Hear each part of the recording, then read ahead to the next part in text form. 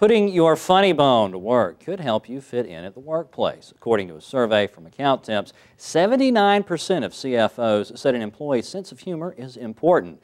Here to tell us more about being the funny guy or gal at work is Dana Langham, Division Director at Robert Half International. Dana, it's great to have you with us on the show today. Thanks for having me. You're about to justify everything that I do at work. Me too. Right here in the next 3.5 minutes. Likewise. All right. Well, let's not. First off, whenever we're talking about having a sense of humor and being funny at work, what exactly are we talking about? We're not talking about being cruel or playing pranks on people or anything you would see between Jim and Dwight at the office, correct? Absolutely not. Okay. There is a fine line between professional humor at work.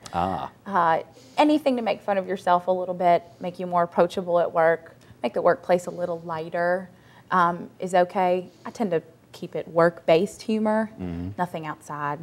Self-deprecating. Absolutely. Professional humor. I have never heard those two words used together in a sentence like that. It's kind of contradictory, Unless but you're it makes talking sense. about like Robin Williams or, you know, somebody that gets paid to be funny. Right. Unlike myself.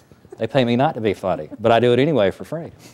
All right. So keep it about yourself. Keep it, you know, work-related.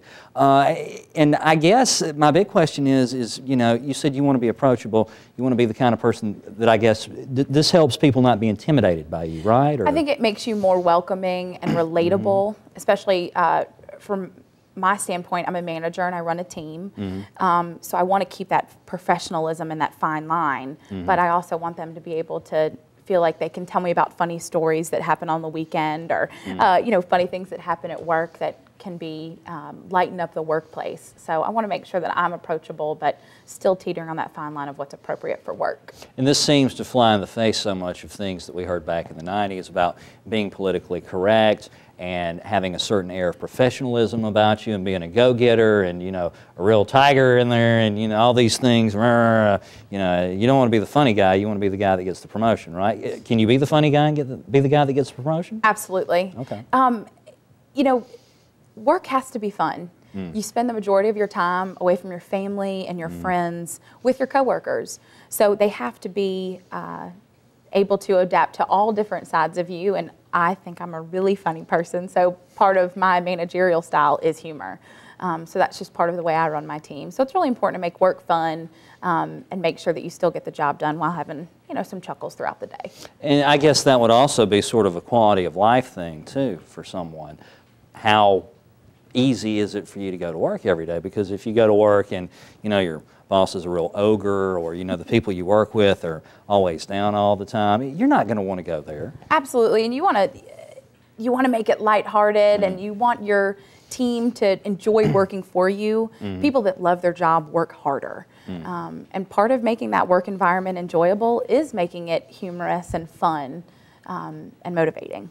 Now, as a manager, how do you balance, you know, having some fun at work, being funny, trying to keep things light with the seriousness of meeting deadlines and making sure everything gets done that needs to be done? You have to have that fine line of when you can wrangle in your team and be able to be the manager that says enough is enough, you know, got to quit cutting up. Right.